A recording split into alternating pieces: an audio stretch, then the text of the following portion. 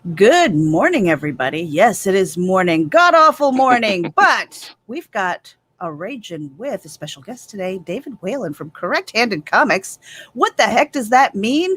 Well, we're going to find out in a moment. This is episode 45. Wherever it is you're tuning in from, make sure that you hit the subscribe button because we are simulcasting to Comics in More New Jersey, Geek Insider, Indie Vault, as well as Ragin' AVC. We'll be right back after our intro.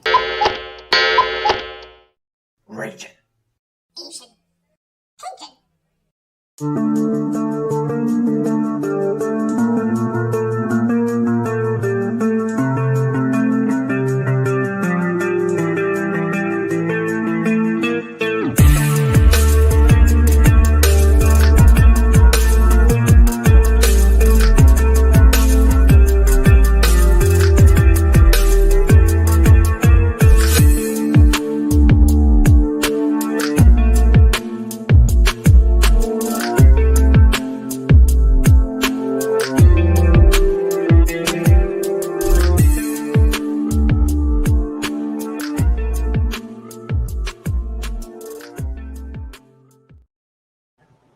That's right, everybody. Welcome to Ragin' with David Whalen, Correct Handed Comics. This is episode 45. And again, make sure that you hit the subscribe button, share this out with your friends, because we are going to talk about his creative journey, what the heck got you into comics, and all that kind of crazy stuff. Let me put you in the seat of honor over here. Ooh, it's like musical chairs. Good morning, David. Good morning, Meredith. Thank you for having me on. I really appreciate it. Yeah. So let's kind of dive right into that. The creative journey. What in the world? Okay, most of the people who sit in that chair say that they've loved comics ever since. I mean, they grew up with it and stuff like that. What was the moment where you said, I want to write comics? I want to illustrate comics. I mean, that's when probably like the family's going, yeah, but how are you going to pay the bills, David? Yeah, I was very young. I would say I was probably 7 or 8, and my brother and I, my older brother, he's 2 years older than me, we would ride our bikes across town to a place called the Coin Shop, where my brother would buy coins. He was a coin collector, and baseball cards and things like that. And one day we walked in, and at this bottom shelf, kind of tucked into the back, was a whole pile of Archie comics. Oh. And I had never really seen them before. I knew superheroes from like Super Friends, Saturday morning cartoons, all that kind of stuff, but I don't think I'd ever seen a comic that wasn't superheroes. So I started picking them up, and I bought, they were like 10 cents each, and I bought 10 of them and brought them home and read them within the span of 30 minutes. And as a 7, 8-year-old, I wasn't struggled sometimes in school. So me doing that much reading in that short of a span kind of showed me something, and maybe even showed my parents something, that it was a good way to be able to help me to be able to read and to be able to pick up on books and things like that I wasn't really doing at the time. I would say that comic books, probably like so many other in my position, comic books was the thing that got me into reading novels and reading adventure stories and reading the Hardy Boys and Choose Your Own Adventures and things like that. I don't know if I would have done it as easily if it wasn't for picking up those Archie comics way back in the day. And I think my parents noticed that. You said parents were always like, yeah, but what are you going to do to make money? I never really had that problem with my parents. My parents were very accepting of me wanting to draw from an early age, and knew that I was good at it, and not only accepted it, but supported me and helped me to get better, and got me books for Christmas and classes that I would take. I'd say one of the best things they ever did, and I commend them for it, was I was probably about 15 years old going into high school, 14, 15. And my art teacher had, was gushing that David's doing great. He clearly wants to do this. He's great at it. My parents said, what can we do to help him outside of your art classroom? And she said, figure drawing classes. And my parents kind of looked at me like nude people, naked people figure drawing classes. And I'm just kind of standing there, a doughy-eyed 15-year-old, like, they're about to blow up on my teacher. And they said, okay, we'll talk to him about it. Thank you very much. And on the way home, we talked about it, and I think they really realized it wasn't just a 15-year-old wanting to look at naked people. Naked people. It was a really a way to be able to help me take it to the next level with art and drawing people and the figure and anatomy and things like that. So I really do give my parents credit for giving me that opportunity in a place where a lot of parents wouldn't let their 14-year-olds do that. It was something that's through my 20s, 30s, now into my well into my 40s. I still do. I still try to find figure drawing classes at the annex or at the community college down the road. Down the road, it's about an hour away. To be able to just continue to hone my skills, and I think that's something the gift that my parents gave me, and the understanding that this is, if you want to do it, do it. Don't mess around with it. Go do it. And I really give them credit for having that kind of forward thinking attitude. Yeah, seriously, because I think most adults, they kind of fall into this thing of, hey, I have to do this adulting thing, and they forget a lot of the stuff that maybe influenced them as as a young person, as a child. You know, and the things that kind of open the doors to reading, like comic books. You know, my parents were never really, they didn't understand comic books at all because they never really cracked open a book. And maybe my father did, but maybe I think he forgot about that because he loved the Sunday funnies. I mean, it was like Dad got the Sunday funnies before any of the kids did, you know. But I don't think he ever thought of it as like recognizing that we were reading. I think they always saw it as more picture books. Yeah. So I mean, being that you are a teacher, have you ever implemented comics into the classroom? Oh yeah, oh yes. We through from kindergarten all the way to 5th grade, we're dealing with the elements of art: line, shape, form, value, texture, color, and space, and we learn how to use all those elements to be able to build real life objects on a 2-dimensional piece of paper. And from kindergarten, from first day kindergarten, we're learning those tools and those ways to be able to see and understand your world better, so that by the time they get into 3rd, 4th, 5th grade, they're drawing objects as 3-dimensional forms. Really learning how to, like I said, see and understand their world better. I tell my students all the time, art is not about drawing pretty pictures. You can do that with art, but art is about seeing and understanding your world better. And through the elements of art, we learn how to draw 3-dimensional forms. We learn how to use those forms to draw objects in the real world. We use those 3-dimensional forms to build people. And talk about the figure. And by the time they're in the 5th grade, we start to talk about paneling and framing in a picture, framing in a panel, to be able to make their own 1-page comic book. And I tell them it doesn't have to be superheroes, because some of the kids are like, oh, I don't really like superheroes, Mr. Whalen. That's okay.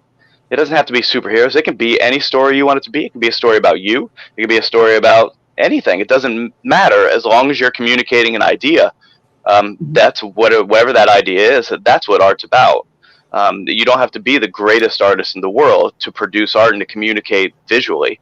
And that's one thing that I try to really make sure they know. Don't worry about making mistakes. Don't worry if it's not perfect. You're communicating an idea, and that's all that matters. And as long as you get to a point where you're communicating that idea successfully on some level, with little mistakes here and there, that's absolutely fine. Then you're doing your job and you're an artist. Nice. Now, so there's an omnibus out here, the Offspring Omnibus, and it says here collecting issues 1 through 13. Now, I'm over at your website, and you've got 16 listed. I mean, so this is stuff that takes time. Oh yeah, it takes time to write the story. It takes time to find the artist and everything.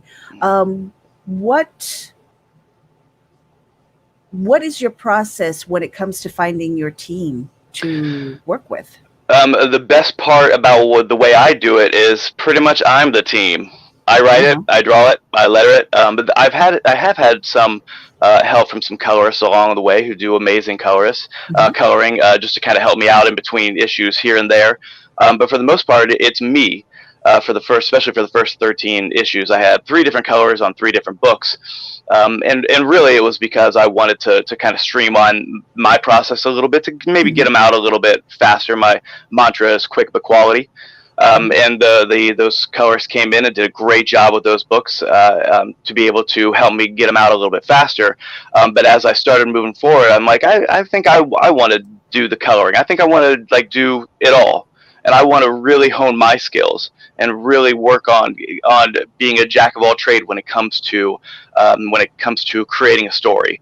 So for most of the books, I'm it. I've got a great editor. I've actually had 3 different editors since the beginning of issue 1 who have done a great job for me, and some had to bow out for personal reasons. Some had to bow out because they had other books they were really trying to focus on, which is absolutely fine. But all the editors that I've had on with me have really helped me to really focus the story and really make sure that, again, I'm communicating that idea in the most exciting and thought-provoking way as possible. But as far as producing, when I sit down to be able to create an issue of anything, especially The Offspring, I've had the story for 20 years. So now it's just a matter of getting it down on paper, which is the hard part. So it's trying to find those little bits and pieces and times during the day to be able to lock myself in the den and say, Daddy's drawing for an hour, give me a little bit of time, or Daddy's writing, or to draw while my wife and I are sitting and watching a show, or write it down, in between lunch and dinner, sitting down with the kids. It really is just about organizing my time as best as I possibly can to be able to produce at a level that I want. I definitely want to talk about organizing time, because there are a lot of people who struggle with efficiency and working effectively and stuff like that. But I wanted to ask you, because you do it all, you're the writer, you're the artist. Different parts of our brain work for those two things. So when you're putting together a story, let's talk specifically The Offspring. Do you think in panels and then think about the dialogue afterwards, or is that something you worry about when you're lettering? Yeah, I'm visuals first. I'm always an artist first.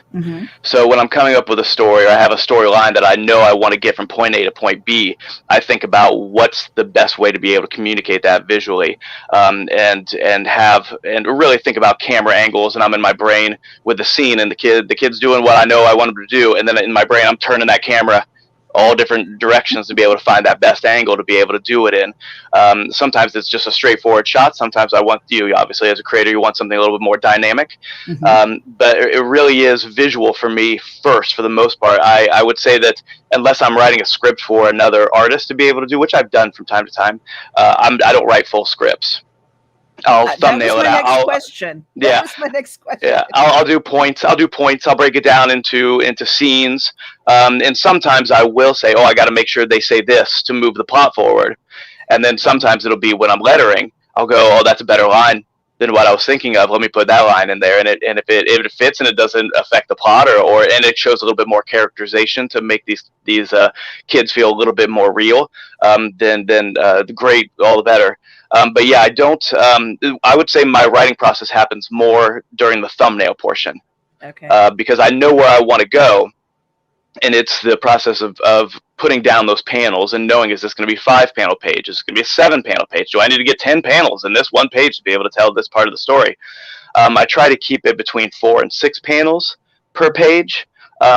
Just because I know my pacing and how I do it, though, having a little bit more room to be able to tell the story always helps me. But I know a lot of people say, hey, you can go up to 20 panels if you can communicate that visually in a successful way. But I try to keep it fairly simple with my paneling, but also dynamic. So when I'm thumbnailing out, that's when I really start. I know I need 23 to 24 pages. Sometimes I'll go over the issue 17. I went to 28 pages, which is, I can do what I want. I'm the guy doing it. You're the guy. so those little rules that you hear, try to keep it to 23, try to keep it to 24. If I want to go 30 pages, I can. And that's the great thing about me doing it on my own. I don't really answer to anybody. And if I want the story to be a little longer, I can. It's the only thing it's costing me is my time. Right.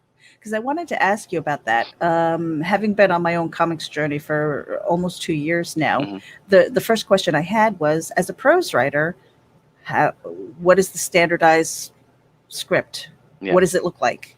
And nobody had an answer. Yeah. Because they were like, as long as you can communicate that to your artist, it doesn't matter. But being that you are the artist, That was the question I had, was what does your script look like? Or, Um, is It looks like a is mess. It's a mess, is what it looks like, because then nobody else has to read it but me.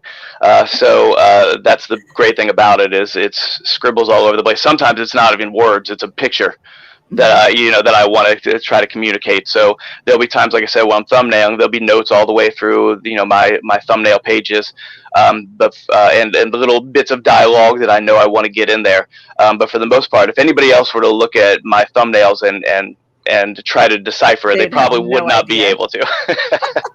And that's partly because because I know what I want to do, and it's really just the seeing it visually before I get it onto a big, more finished pencils or ink pages, that I can really make sure that those panels and those angles of the camera work for what I'm trying to communicate.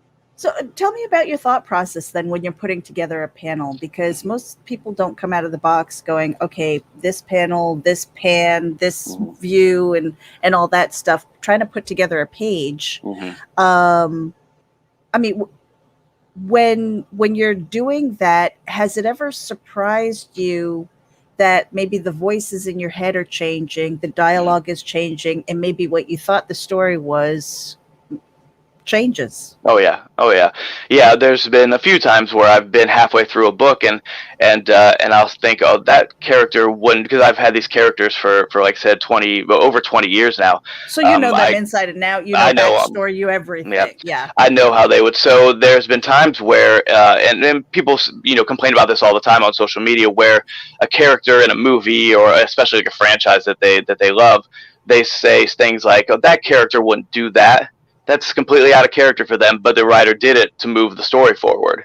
Mm-hmm. And that's something that happens from time to time, and I'll look at it and go, wait a minute, that character wouldn't do that. So let me think of a better way to be able to get from that point to the next point without her completely breaking character and doing something that she wouldn't do. And sometimes it's just changing that bit of dialogue to another character that would say that thing or would do that thing.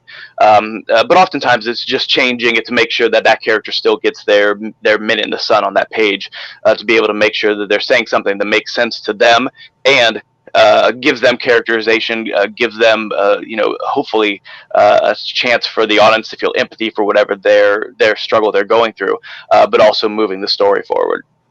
Mm-hmm. Yeah, that is... that's all often a struggle, but sometimes a blessing too, especially when you're doing it all, because when you're sitting there in lettering and you see what you've drawn, I think sometimes it's a lot easier to change the words and the dialogue. Yeah. And it's that thing of in a story having something happen to a character or having the events happen because of a character. Right. I think that's something that as I'm thumbnailing out, I want to make sure that my characters are taking an active role in the story, and it's not just happening to them. So even though things might be dumped onto them during the story, what can they do? What are they going to do to take an active role to? The thing about some of the things I hear sometimes are, my characters start to develop these powers, and in the omnibus, at one point, their powers seem to kind of get amplified a little bit. Mm-hmm. And the one thing I say is, oh, why didn't they do this with their powers to be able to stop that guy from doing this? And I say they just got these powers 20 seconds ago. They don't know. Right. They don't know what to do. They don't know how to use. Their first thought isn't, oh, let me throw a rock at these guys using my telekinesis. Their first thought is run. Right. So.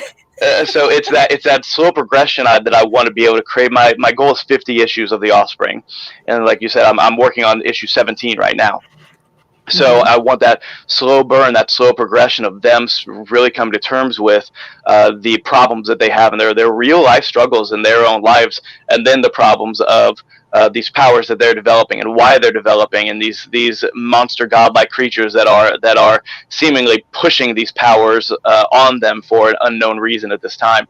So it really has been fun to be able to say. There's been times where I'm like, oh, I can do this with that character. I'm like, wait. slow down, because they don't know that yet. That I know that because Right. I know what the end is, but the characters don't know that yet. So I've got to pull back, and I've got to find another cool way to be able to show that same thing, but without the character feeling like they're privy to part of the story that the reader is, and that the characters don't know yet. So that can be tough. Yeah. Oh, yeah. Because, like you were saying, when it comes to um, their powers and stuff, it's like, hey, they only got it 20 seconds ago. They're not going to know. And, the first thing that popped into my head was like horror movies. I'm always yelling at the girl to take off her high heels, but it's like your reaction isn't like worried about what's on your feet. Your reaction is getting away from the thing that's trying to kill Run. you. Yeah. It's really easy. Like, I think the phrase is armchair quarterback, right? To know you're sitting on your comfy couch eating your popcorn and drinking your beer, and you're like, oh, why don't they just do this? Well, okay, Right. if you have a building falling on you, you're probably Right. not. You're probably not in the clearest mindset to be able to problem solve. So whatever it is they do is what that individual would do in that moment, and it could be different for anybody. Mhm. Yeah. And you also mentioned something about kind of taking your time. So like if you needed to expand the story by a couple of pages, you're going to do that. Yeah. On the flip side of that, have you ever kind of done that and then went back and went, that's too much. It's too wordy, or it's just, what can I cut out of there? How do you edit yourself in that case? Yeah, so the pacing is very important to me. I really like pacing. I want to make sure the action moves,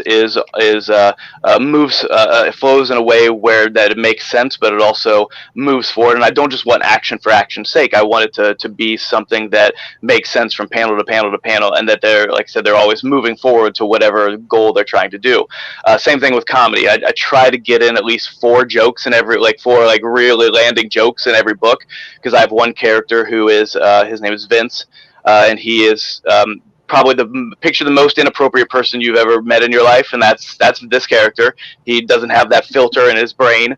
He says what he's thinking, and the consequences be damned.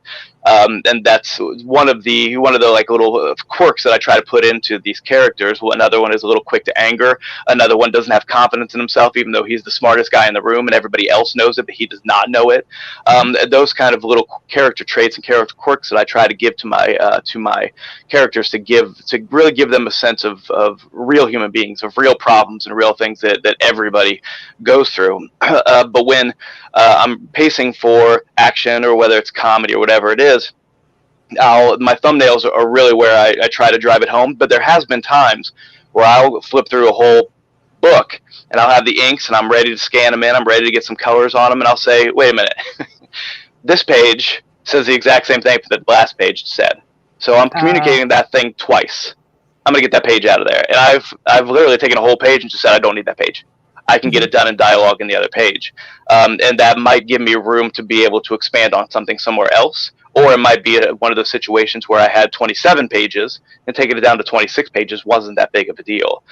So it was actually during the time travel Civil War story, issues 14, 15, and 16, that I'm about to put trade out probably in October for.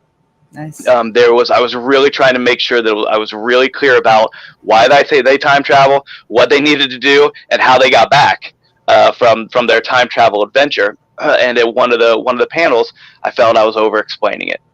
So, and that's one thing for me. I try to not dumb it down for the audience. The audience nowadays, especially, are very smart. They've seen all of this before. Whether it's sci-fi, whether it's a love story, or romance, or a comedy, or whatever it is, they've seen it, whatever it is.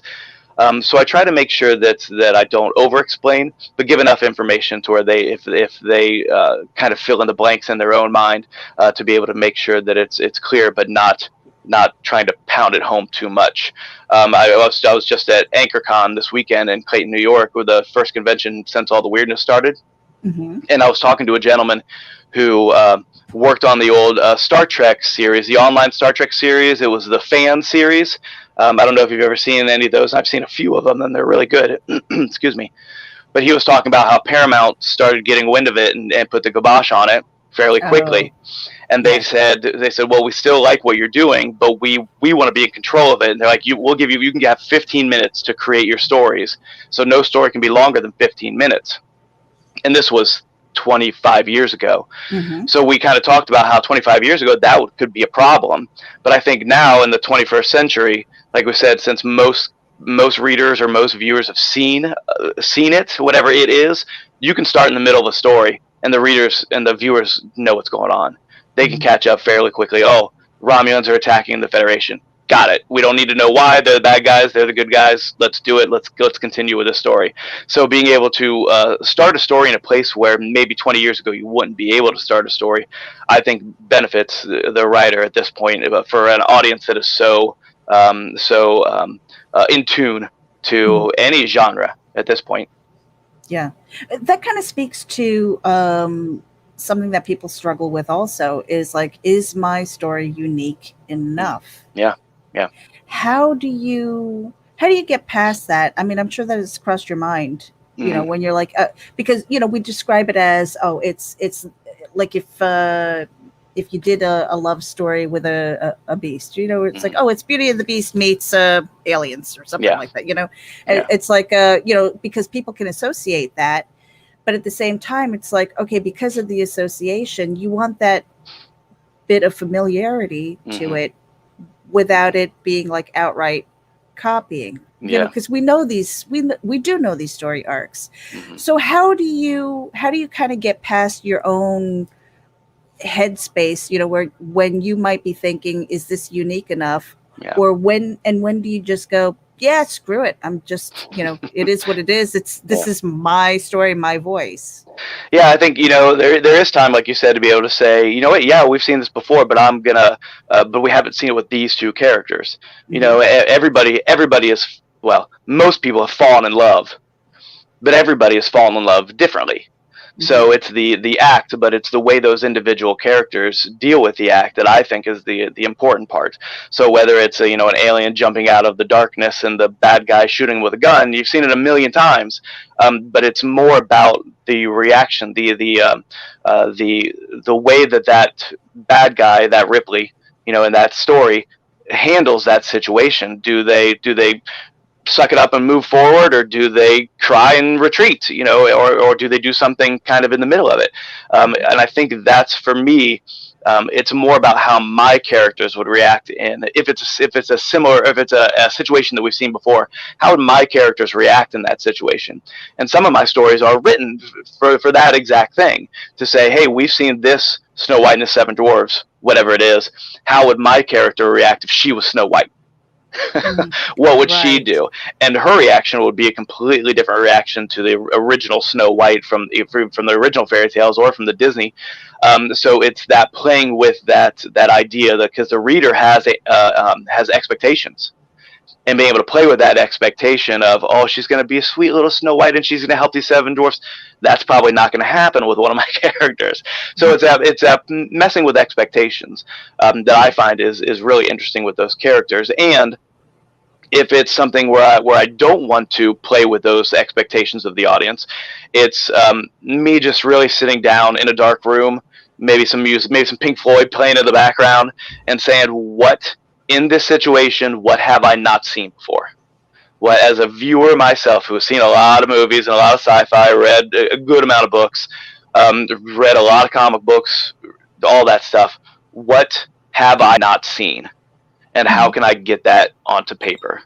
And usually I can find something, some little arc or some little angle that makes it different from what I've seen. And if it's something that I can't find anything to do, I change it. I say, okay, how can I get that character to do the same thing but in a different way? Very cool. Very cool. Yeah, I mean, and that takes a lot, because you know, we all deal with a certain amount of imposter syndrome. You know, is it good enough? Is it unique enough? And at the end of the day, if you let that take over, you're not going to get anything accomplished, right? Yeah. Oh, yeah. I hear it all the time. I heard it. I was at like I said, the comic book convention, and a couple people came up. Oh, I'd really love to write my book. I'd really love to write my script for my movie or my comic book, right? But I just don't know if I can do it. Well, you're not doing it. So, so either you do it or you don't do it. And what I say, and I'm a nobody, so giving advice is not my forte. But when I started doing it, I said, well, if I don't do it, nobody's going to do it for me. Right. I'm not going to worry about it being good or bad or perfect or anything. Whatever it is, I can adjust and I can change as I go. So if I write a script or I thumbnail out a book and I say, oh, that's not working, I can tear it up and I can do it again until I get to a point where I'm happy with it. But at some point, you have to say, I'm just going to create this thing now. So even though it's not, in my mind, it's not perfect, which it's never going to be because those artists were perfectionists. It's going to be, let me just get it down. Let me make sure I can get from point A to point B in a 24-page book and have it communicate that idea successfully. And once I did that, working with some smaller press stuff before I started doing it on my own was really something, even an 8-pager. Starting with those smaller anthology things, to be able to get from point A to point B in 8 pages was something that really helped me to get over that hump of, oh, I don't know if I can do this. Well, you don't know until you try.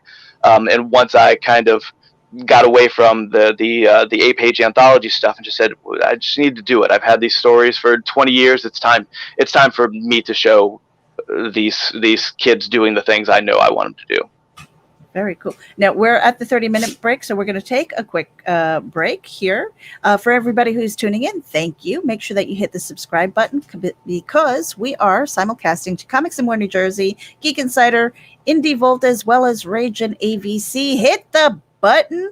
We'll be right back after this.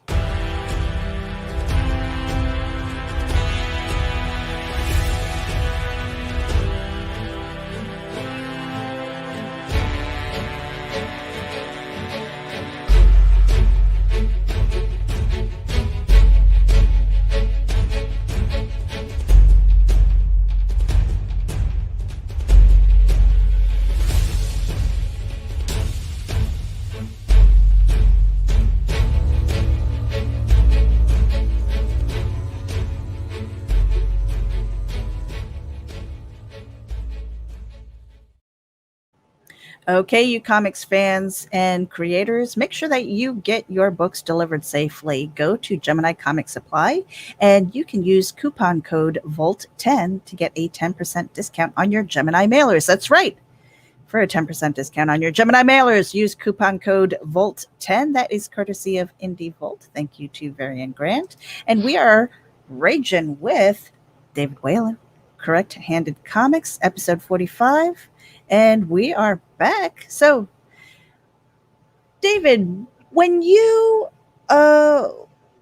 finally had that moment where you're like, I'm just going to create this comic, I'm going to get this out of my head. And I know you said you started with anthologies, and that's somebody else's product. But when you finally said, I'm creating my own, was it scary? Was it exciting? A little bit of both. Yeah. I had been at that point, I worked as a graphic designer for about 10 years. I had my associate's degree and worked as a graphic designer. Then right before I turned 30, I decided to go back and get my degree to teach. So at that point, I'd been teaching when I decided to start writing and drawing my book. I'd been teaching for probably about 4 or 5 years, teaching art.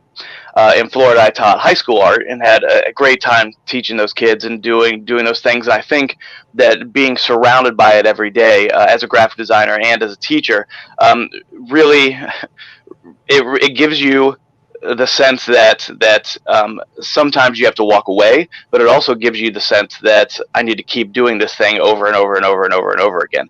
So I think once I moved up, my wife and I moved up to upstate New York, and I've been an elementary school art teacher for the last 11 years. Being surrounded by kids who are constantly wanting to create, I think is one of those things that really helped me to move it forward.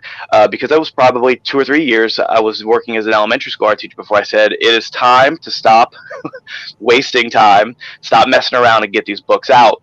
And really once I started, it was that, oh my gosh, is anybody going to like this? Is anybody going to read this? Is anybody going to care? And then I started to realize, to me, that doesn't matter.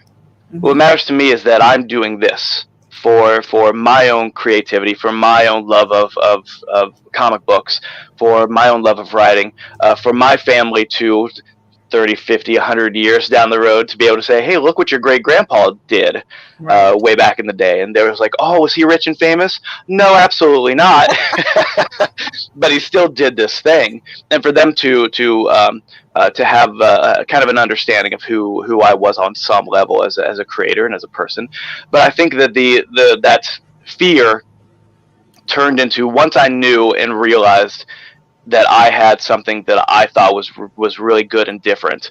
While it did have similar elements to other things, it had enough uniqueness to where I wasn't worried if anybody was going to like it because I liked it. And I always try to remind myself, nobody's going to like my thing as much as I like my thing. Mm-hmm. Nobody's gonna love. What I say also is there are a lot of people who really like Star Wars, who love Star Wars, but there are a lot of people who really hate Star Wars. So you're not going to be able to satisfy everybody.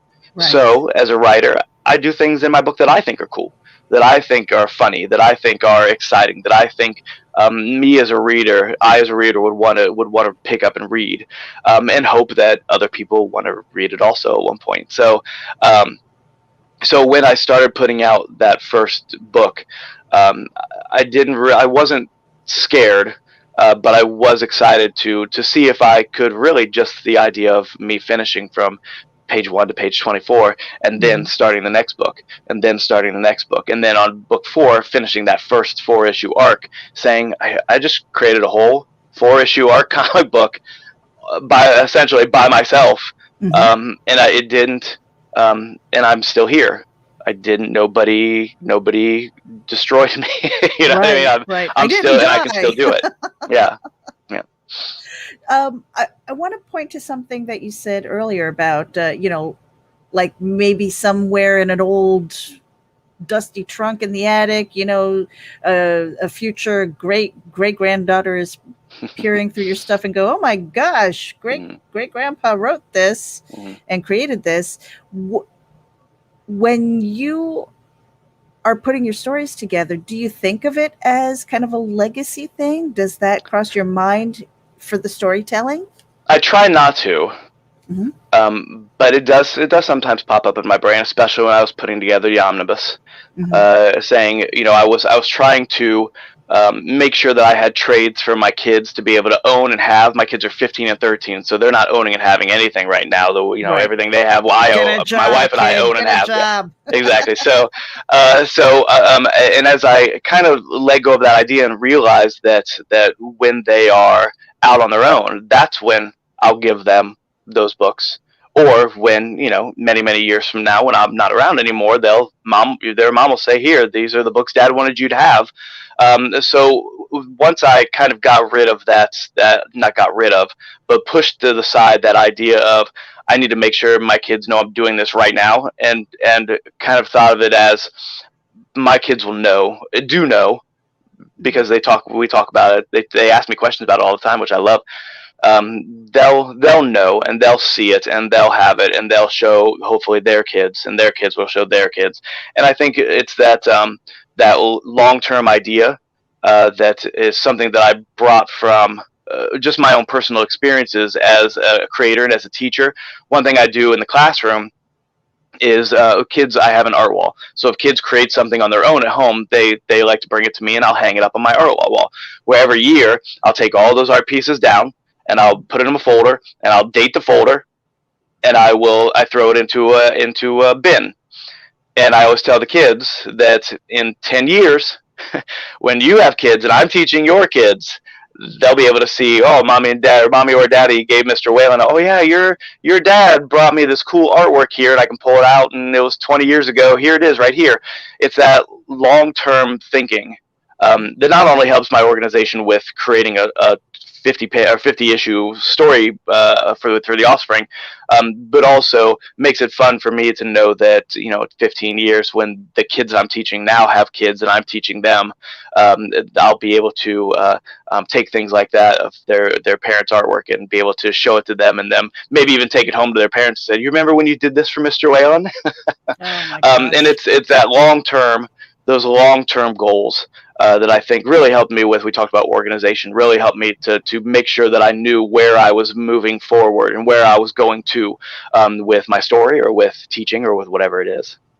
And that was a perfect segue, because I want to talk about the organization. A lot of people struggle with that, whether it's time management or even kind of segmenting out their stories, because you said 50 issues, and we're going to talk about that too. Okay.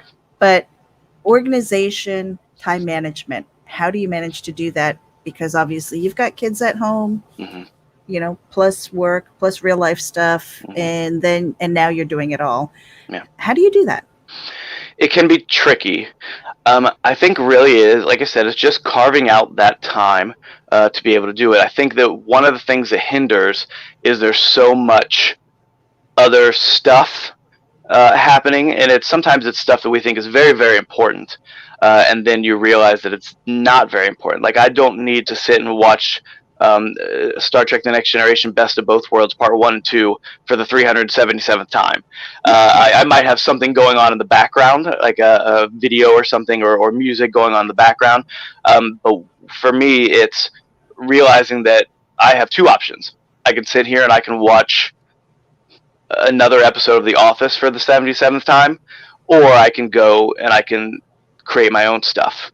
And that usually gets my butt up into the drawing board to be able to motivate myself to be able to continue to do those things. It's really easy to be to not be motivated. It's really easy to not be motivated. You can just sit there, and I'm just sitting here now, and next thing you know, 4 hours have gone by.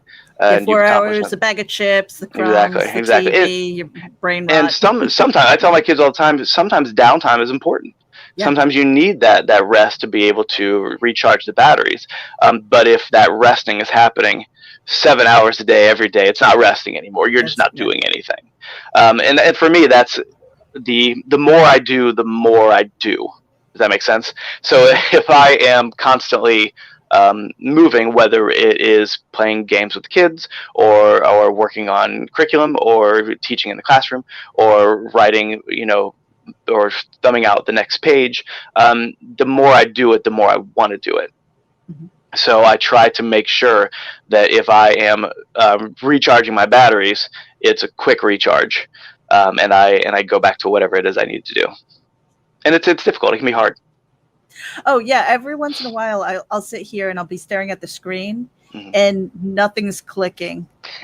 And that's when I go, okay, I need to go rest my eyes, which normally frightens everybody because they don't know if that's going to be 15 minutes or 4 hours of resting my eyes. But sometimes you have to know when you gotta go, just rest or do something different.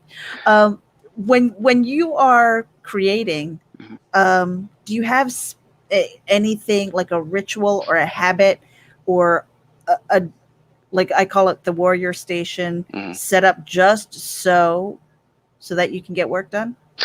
Not really. I do have my artist station. My stuff is back here. I don't know if you can see it. I don't have anything on it right now because I was working on other stuff late last night. But I don't. Most of my prep stuff is done when I'm doing other things with the kids or my wife. So I will, and my wife laughs at me all the time, will be playing cards with the kids, or we'll be out playing a game, basketball, or whatever it is with kids, or we'll be riding our bikes. We'll be going on a bike ride, or we'll be at a picnic down by the falls, down by our house here. And and my wife knows the look. I'll stop and go, that's it. and I'll walk to wherever I have a piece of paper, my car. I usually have a notepad in my car, and I'll go, that's it. And my wife, and she used to go, what's it? What are you talking about? And I'll just get up and walk away, not say anything, get up and walk away, and I'll write it down before I forget. And then I'll walk back, and she used to say, what were you doing? What was that all about? Oh, I thought of the plot twist that I needed to have, or I thought of, this bit of dialogue or this or whatever it is. And that's usually where my like prep stuff happens just kind of out of nowhere because it's always in the back of my brain. So now when I get that glassy-eyed look in my brain or my eyes, as she knows, she goes, "Just go write it down. Just go write it down." I'm like, I'll get that little, oh, I got it. whether it's something that I'm writing right now or an idea for a story that I want to do later on. A lot of that prep stuff happens, and the good thing for me also, we talked about organization, is there are times when being an art teacher, especially an elementary art teacher, there are times where you get draw and create and talk about their stuff, and they're just kind of there talking about it. So there are times where I'll have my thumbnail book right there in front, and while I'm answering questions and talking to the kids, I'll be thumbnailing out something else. And some kids will, "What are you doing, Mr. Whalen?" "Oh, I'm just drawing for fun, whatever, don't worry about it," kind of a thing. And then later on, as I get that whole page done, I'll say, "Remember, guys, when I was just kind of piddling around here on my piece of paper? Yeah, we remember that." And I'd show them the piece of paper on the Elmo, the big screen, and I'll say, "See all this little junk here?" And they'll go, "Yeah." I said, "I'll take the big page. This is what that turned into." And they'll, "Oh my gosh, Mr. Whalen, that's amazing. Oh, blah, blah, blah, blah. How did you do that?" All that stuff. And it gives me a chance to be able to reiterate that everything we're learning in the classroom are the things I use to be able to create that thing. So it does a couple things. It gives me a chance to be able to continue creating while I'm teaching, but it also gives them a chance to be able to see somebody who does it in the real world and know that, unfortunately you have art teachers who say, "Well, you can't really make any money in art unless you're going to become an art teacher." I've heard art teachers say that, and I want to strangle them because there are billions of jobs out there for an artist. It depends on what kind of art you want to do, but any kind of art, any kind of job you want to do, there's a job for it in art. And I think that's one thing that I try to reiterate also to the kids, to be able to make sure that you don't need to become a lawyer and then do art on the side. You can just do art. Just do the thing you love to do. The job will come. I got off on a tangent there because we were talking about something else. I love that, because motivation and putting those seeds in. Let me tell you something. I haven't met a creative writer or artist or musician who ever regretted doing the creative thing. Yeah. They've regretted the sports injuries. They've regretted, and I'm not saying that, I mean, like, health and fitness is great and stuff like that. But when it comes to the creative process, unfortunately in schools, it's kind of the first thing to go. Yeah. But I think it's the most crucial because it's using oftentimes both sides of your brain, imaginations in there, and then, just the fine motor skills, what's in your brain down to your hands. And I'm very lucky. I work in a district where I think most people, especially the people in charge, understand the importance of the arts, understand that we're teaching not just how to draw pretty pictures, not just how to sing songs or to memorize songs. It's problem solving, critical thinking skills that you use for the rest of your life. And while you're learning art, you're also learning math, history, science, language, reading, writing. You're learning all those things while you're learning art. And I've had almost every principal I've ever had that comes into my room for evaluation. They walk out going, "How did you incorporate ELA into your art class?" And I said, "Because ELA is art."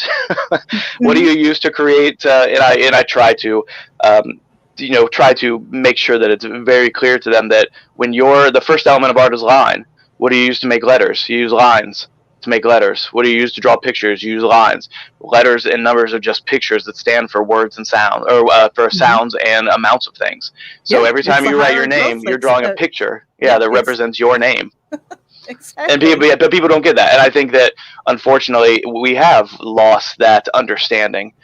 They see art as frivolous, as something just like, oh, whatever. But it is that understanding of, again, the more you understand the world around you, the better equipped you are to live in it, and that's what art does. Yeah, and breaking it down so simply, like your signature is a line. Cursive is almost like a foreign language. I mean, like, I don't even know if they teach that anymore. I'm like, hey, I don't think they do. If you want a secret code, write in cursive. The kids won't understand it. I heard a joke the other day that if we, as the 40-somethings, the Gen Xers that are in charge, Yes. if we stopped using technology, if we destroyed all technology and we started writing in cursive, every generation before us would be completely incapable of living in the world. What are you people doing, right? They wouldn't be able to live in the world. We could completely control them. I'm like, what do you mean you can cook without a microwave? Yeah. Funny That's stuff. kind of funny. And it's like it's the same with music. I tell people all the time, like, music is like translating a foreign language. You look at that, you look at the scales, and you look at the notes and stuff like that. You have to translate that into something else, of course. So I think it's really important. And thank you for the job that you do, because I suspect that in your room it's okay to color outside of the lines. Yeah.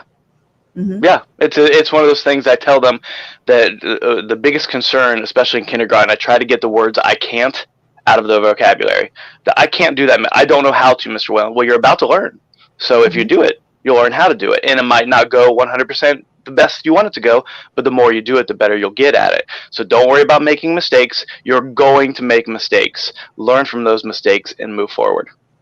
I think the fun thing about challenging the next generation too, by doing that, taking "I can't" out, is saying there's a world of opportunity. All you have to do is try. You might be good at it, you might be bad at it, but at least you tried. You know, and there's always practice. To get better. And it doesn't even matter if you're bad at it. If you enjoy doing it, do it. Sure. Like, you might be the worst, I don't know, gymnast, or pick a friend, I don't know, the worst gymnast in the world. But if you love being a gymnast, doesn't matter if you're good at it or not. Just keep doing that thing, and hopefully you'll be able to pay your bills with it. But yeah. No, you said something about 50 issues, and I'm going to bring up your website so that people can know. Anybody who's tuning in, take a look at the show descriptions, because we have the links to David's social media as well as his website and his Amazon page, where you can get the Offspring Omnibus, and that is episodes. I keep saying episodes. That is 1 through 13. Yes. Over there on Amazon. So we do have those links in our show notes. You said 50 issues. A lot of times when people throw out a big number like that, there are times when you have this vision in your head and it's so big. Does that ever frighten you, stop you, or just like, what the hell was I thinking? I'm going to be honest, and I'm going to say no, because I knew where I wanted to go from the beginning of this journey. And now that I'm doing it, and now that I'm in the process of doing it, I don't think I could stop if I wanted to. So it's one of those things that while I've been creating other books of some of my one-shots in between the Offspring is always the one that I am that you go back to. Exactly, the one that I go to be able to continue those creative juices flowing, and knowing where I want to go, and wanting other people to see it, being excited about other people seeing the idea that's in my brain. Is like, I don't know, it's like it's hypnotic to me to be able to say, I can't wait for someone to be able to see this or read this, even if it's just my kids and my wife and my family and a spattering of other people who have bought the book. That's absolutely fine. But to be able to have it in my brain and then communicate it and have people also see it is something that I am, for every issue, am 100% looking forward to be able to see somebody and go, oh, that was cool. Oh, I like what you did there. Oh, this, that, or whatever it is. And that's usually the reaction I get. Like I said, in comic book convention, I had a little, he was the cutest little 10-year-old kid, and he had a flash makeup on and everything. And he came with his dad, and his dad, he wanted to buy a book. And, parents are like, oh, I don't know. And I said, well, if you're concerned about any of the content or whatever, don't be. Some of my one-shots here. And I handed him my one-shot, Will Aliens Do My Homework? And I said, this is a fun, exciting story. It's got kids in it that are his age. It's got a school setting, so it's relatable to him, and it has cool aliens. I said, $5, what do you got to lose? Right. And the guy was like, oh, yeah, fine. And the kid was so excited, and I signed it for him, and he ran off. About an hour later, I see him from across the way, and he's running towards my booth. Oh, really excited, like he's got his flash makeup on, so it's hilarious.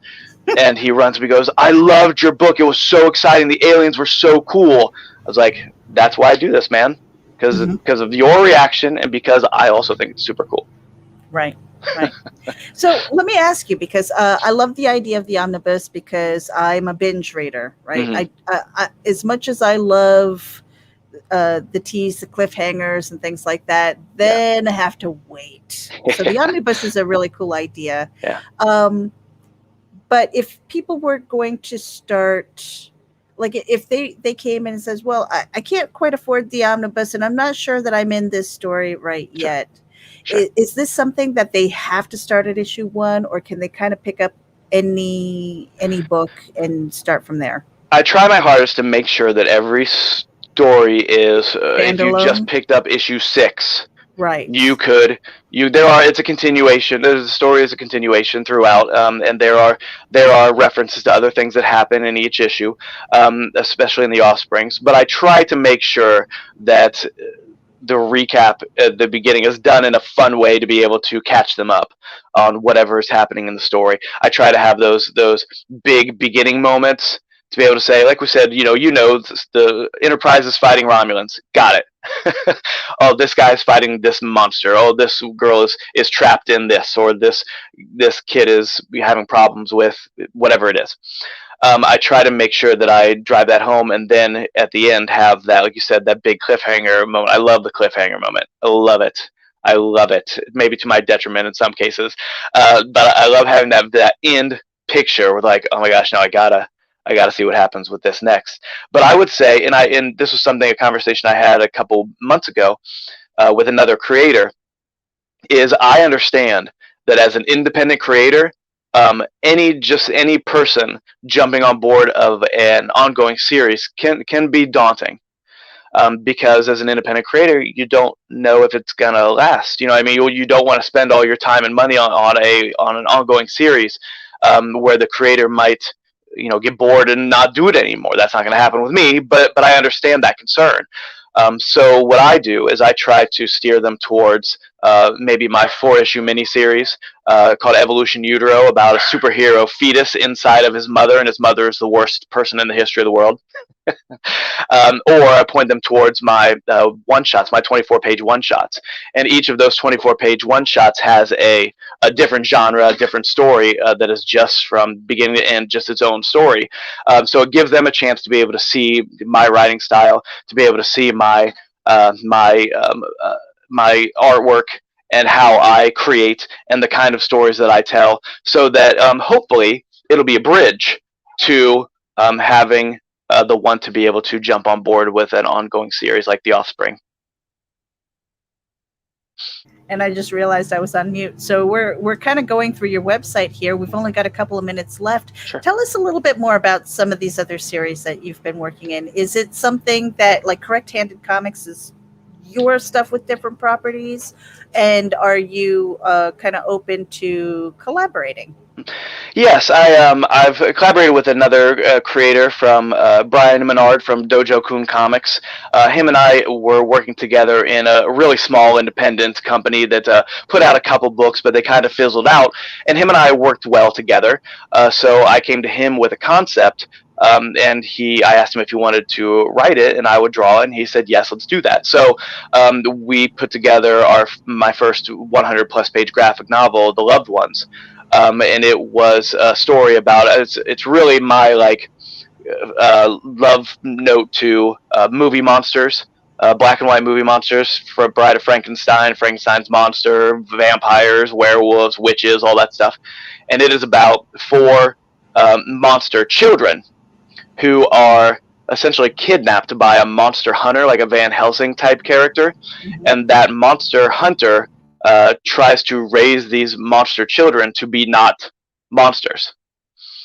And as you could probably guess, it goes badly. So it's very much a nurture versus nature story. And when these kids finally realize that Van Helsing was not their dad, and that they had parents out there who were like them. They had others out them who were like them, knowing they were different. It's their search for their parents. I like to say they're hunting their parents because it is a monster story. And so for some of them it goes well. For some of them, it does not go well, and I think the characterization and that pull of nurture versus nature really works in that 100-plus page graphic novel. And the characters are great. I really like the way that it turned out, and the action and adventure and the storytelling and the everything about it worked really well. The one shots you have on there's a Shady Lady, which is based off of the old noir thrillers of the 40s and 50s, like Frank Sinatra's Suddenly. I always say that as a reference, but most people have never seen that movie. But it's a great noir thriller. If you are a Frank Sinatra fan, check it out. But it's also based off of Alfred Hitchcock Presents or Twilight Zone, The Outer Limits, those kind of shows about a strong female character who is having her own problems, but trying her best to help people that she sees in need along the way, and we start to see her issues kind of unfold as the story unfolds. I Won't Stop is my first actual superhero with flights and tights and everything, and I wasn't going to do a superhero book because it's being done. It's been done a billion zillion times, but I think I came up with a premise that was a little bit different. It was more of a psychological look at superheroing than just bash boom bam. And it's about a hero who decides to forego because after a big tragedy, he decides to let go of his alter ego and just superhero 24 hours a day, 7 days a week. And it's about the psychological impact that it has on him, and whether it's a positive or negative. Will Aliens Do My Homework? That's one is a fun one because it's one that I came up with in the classroom. I was walking around my classroom with second graders, third graders, and they were all drawing. We're having a good time, and I thought, what would I do right now if aliens attacked? Like, how would I handle that as the only adult in the room, semi-adult in the room, depending on who you ask? And you were like, hold on a second, I got to write some notes. That's exactly what happened. I walked over to my desk, and I started writing it down, and by the end of the day, I had the whole plot written out for Aliens Do My Homework. And then the last one there, Sock Hop Killer. I'm a big fan of 80s horror, like slasher flicks, like Freddy and Jason and Mike Myers and things like that. So I was running through the woods one day about a year and a half ago, doing my sit-ups and push-ups, which sometimes I do, sometimes I don't. And I thought, you get that feeling that you're being watched, kind of thing. So I kind of shut up and I was looking around, and I was like, I need to do a horror book. So I started to come up with what kind of horror monster have I never seen in these kind of slasher books, and I came up with the Sock Hop Killer. And I think she's got a great look, and I think it's a fun story. And if you're into those slasher kind of 80s genre things, I think you'd really enjoy it. And I did that with a buddy of mine from the Everything Horror podcast, Paul Dolsky. He's a good writer. We came up with the story in about 10 minutes. Once I called him up and said, hey, I got this idea. What do you think? We had the story in 10 minutes. And about 6 months later, it was done. It was printed and ready to go. Very cool. Very cool. And it's kind of neat, though, that because you're not really limiting yourself to any one genre. Mm-hmm. There are a lot of people who are like, no, this is my lane. I'm just going to stay here. This is what I want to be known as. But I mean, this is kind of like, and this is not to say that it's a bad thing. I love it because there are a lot of times where I don't identify as any particular genre either. I just want to write. I just want to create. So it's like you're kind of throwing spaghetti at the wall here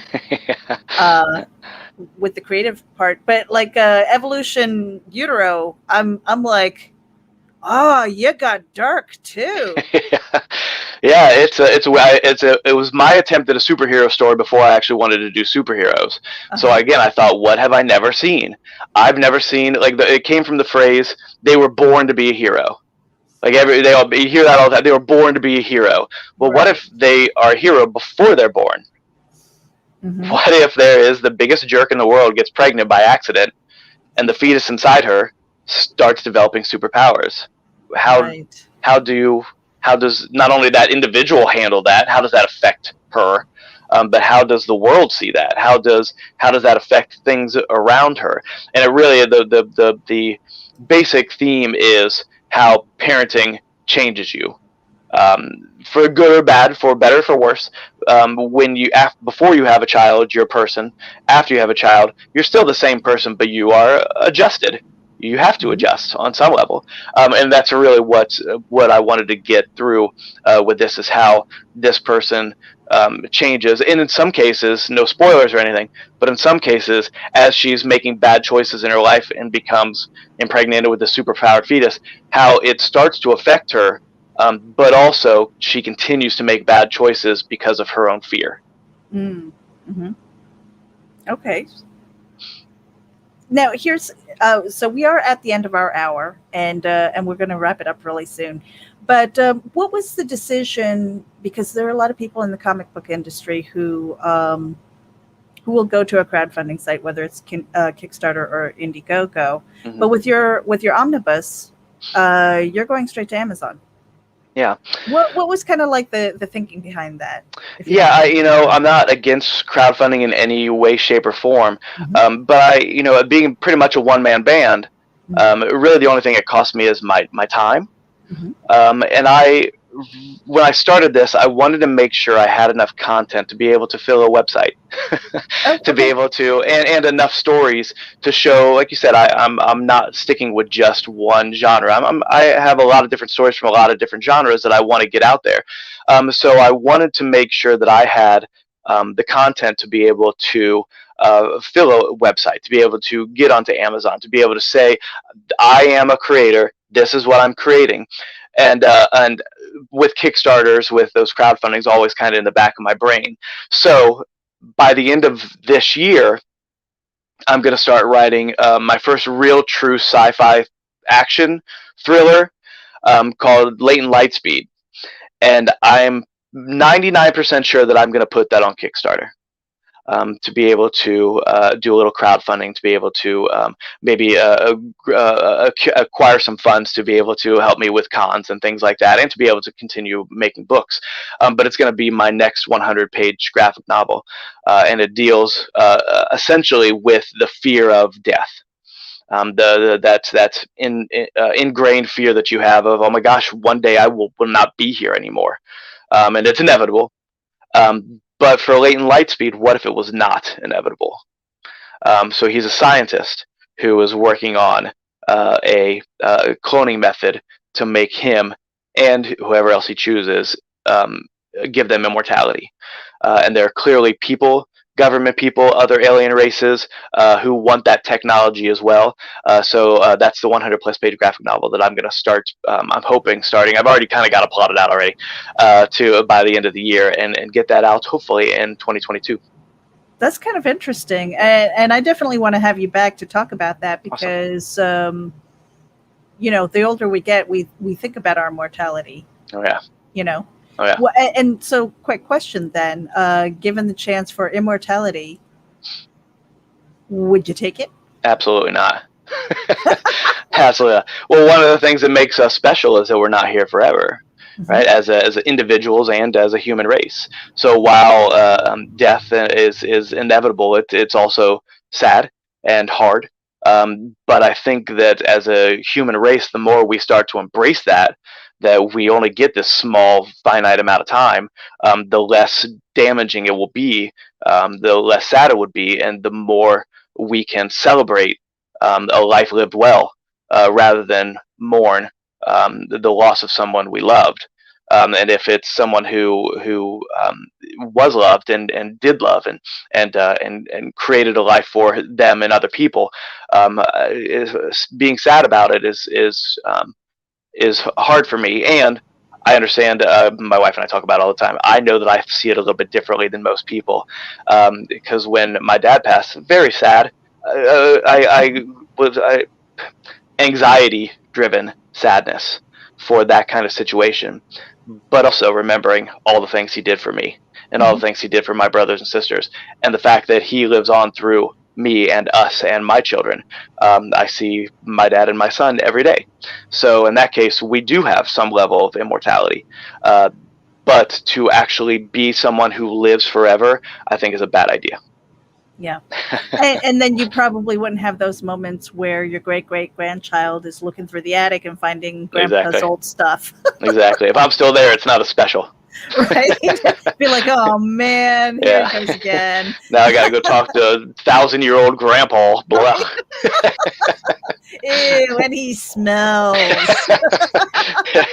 Stop giving me butterscotch candies, grandpa. I don't like them. Well, okay, last question. If you were going to give new creators one piece of advice, what would that be? Don't worry about messing up. Just do it.